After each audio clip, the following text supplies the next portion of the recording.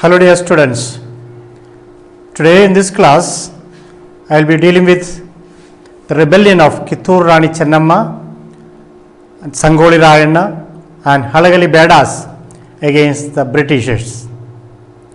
We have already seen how Hyder Ali and Tipu Sultan had revolted against the British.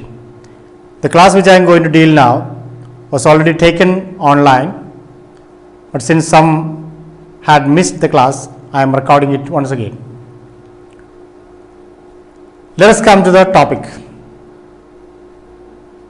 I would like to speak about Kittur Rani Chennamma, rebellion of Kittur Rani Chennamma in 1824. Kittur Rani Chennamma was a very brave woman, and Kittur, the place Kittur is between Dharwad and Belgaum. It's a small place. But Kittur Rani Chennamma, while she was brought up, she was given training in using weapons, and also he had undergone training for horse riding, and these things helped her to be a great warrior to fight against the British. That's how she has grown up. And her husband, Malla Sarja, he died, and when he died, of course the natural method is next person or son will become the next ruler, and his son Shivalinga Rudra Sarja became the next ruler. And unfortunately, he was very sickly. He could not be a brave warrior. He could not be fighting against the Britishers. So he was very sickly, and then, as I said, he was very sick. He also got the support of the British during Maratha war, and so the British asked Kittur to give tax to them. So Kittur is supposed to pay tax to the Britishers. And an agreement was made during the period of Munro, Thomas Munro. And according to this agreement, Kittur had to give tax to the British government, to the British, which was really opposed by Kittur Rani Chennamma. This is the person, Thomas Munro. He had made an agreement with Kittur that they had to pay tax. And I am sure you all remember the famous film dialogue which most of the LKG children during Independence Day or Republic Day, they wear the costume of Kittur Rani Chennamma and come to the stage and say, "Kappa beke kappa." So she was not willing to give tax, willing to pay tax to the British. Kittur Rani Chennamma becomes active in administration because son was very sickly. Son alone cannot manage, so she becomes very active. And then later on what happens, he was very sickly. Son Shivalinga Rudra Sarja was very sickly and he died. Of course, the next person has to become the ruler, but they have no other sons. So the next policy is they had to adopt a son. She had to adopt a son. So she adopted a person called Shivalingappa as her son. And Shivalingappa was adopted, and she became regent queen. Queen regent means the son or adopted son, whatever it is, may not be able to rule the kingdom, govern the kingdom, because it's a minor. Then the mother takes up the administration and controls or rules the kingdom. So Kittur Rani Chennamma became queen regent, and it is at that time she refused to pay tax to the British. Naturally, they became very furious, and then what happened? When she adopted a son, Shivalingappa. The collector in Dharwad was Thackeray, one person called Thackeray. He informed the British residency at Bombay, saying that here a queen has no son and she has adopted a son and she is passing the baton of governing to her son or adopted son. And Britishers were very, very furious. Why? Because they were not in favor of this, because they had brought in one rule. What was the rule? I will show you that rule. They had brought in one rule known as doctrine of lapse. In fact, we are supposed to study this one in depth, but this year, because of the reduction in the portion, department was removed that one. Doctrine of lapse was brought in by Lord Dalhousie. What is doctrine of lapse? According to this policy, if a king or a queen dies without a son, adopted son cannot become next ruler. Adopted son cannot become next ruler. Usually, if a king doesn't have a son, usually they used to adopt and they could become next king. But British, under the leadership of Lord Dalhousie, brought in a policy saying that adopted sons will not have any power. So then what will happen to those kingdoms?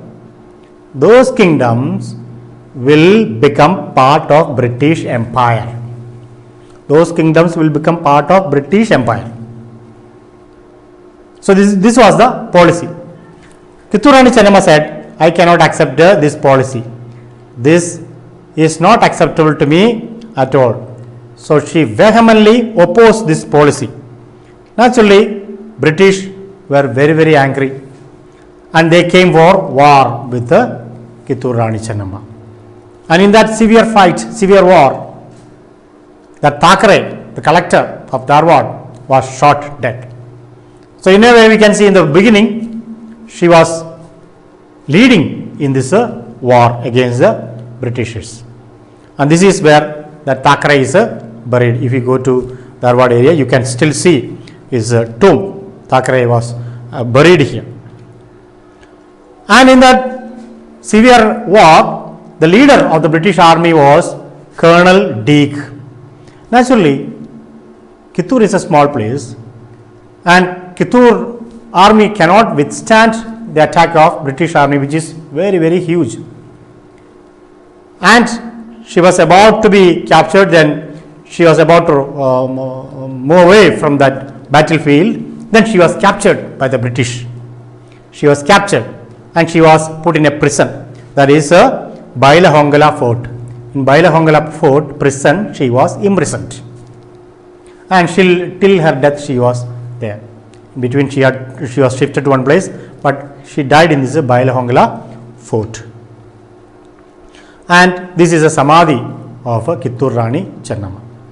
Even now, so many people talk about Kittur Rani Chennamma because she was very, very brave lady, brave queen. She knew that British had a tremendous force, weapons, army, number of people in the army. But she had a little, maybe smaller army, but she did not give up. She just went for fighting. That's why she is still remembered as a legend. Now we go to the next person. That is Sangoli Rayanna. You all heard about Sangoli Rayanna. Veera Kranti Sangoli Rayanna. You all also seen his movies, maybe about him. Movies are there. Sangoli Rayanna also fought against the British in 1829 to 30. He also vehemently fought like a Kittur Rani Chennamma. And he was in a way betrayed by people, Desais. That's why he was captured. But before he was captured, he was put in prison by the British. After capturing, he was put in prison along with the Kittur Rani Chennamma. He organized army, and he had an army of 500 people, and also he organized secret meetings to fight against the British. The British knew this and they wanted to capture him somehow. And Sangoli Rayanna was caught later because Desais betrayed him. Desais were against Kittur Rani Chennamma. Sangoli Rayanna was supporting Kittur Rani Chennamma. So this Desais betrayed Sangoli Rayanna and he was captured and hanged to death. This is the tree, you can see the tree. This is a tree on which Sangoli Rayanna was hanged. So we saw two people, Kittur Rani Chennamma and Sangoli Rayanna. Now we go to Halagali Bedas, rebellion of Bedas of Halagali. Bedas, you know, hunters. They are not hunters. Hunters are Bedas. How can they hunt? They had to hunt with some weapons. So all these Halagali Bedas, they had their own guns or maybe rifles to hunt. Britishers at this time, in 1857, okay, before that, this Halagali is a place in Modol Taluk in Belgaum district. In 1857, Britishers banned weapons. Why? There was Sepoy mutiny, or we can say the first war of independence. In that, so many Britishers were killed. So Britishers thought it is because the people are having weapons. So we will ban weapons. People should not be allowed to keep weapons.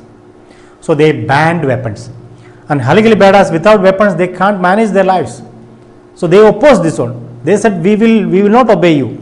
We will not surrender. They said, come and surrender all your weapons to us. They said, no, we can't surrender because it is our tradition. We are using weapons for so many years. It is our tradition, we have to use. But British said to surrender and they said, Bedas said no. Then there was severe protest and fight. Severe protest and fight. And the Britishers came to capture them. And many people, other Bedas from Manturu, Badani, Alagundi, all these people joined together fighting against the British. And British very ruthlessly captured all these Bedas, those who were revolting, suppressed all these Bedas, and they captured them. And very, very mercilessly, they hanged all of them. That is very, very merciless killing. Dear friends, these are the three people, those who fought against the British in Karnataka, apart from Hyder Ali and Tipu Sultan. There are others also in the list which are removed this year from the portion, but I want you to go through all those and study those also and prepare a chart about the leaders of Karnataka who fought against the Britishers. So we spoke about Kittur Rani Chennamma,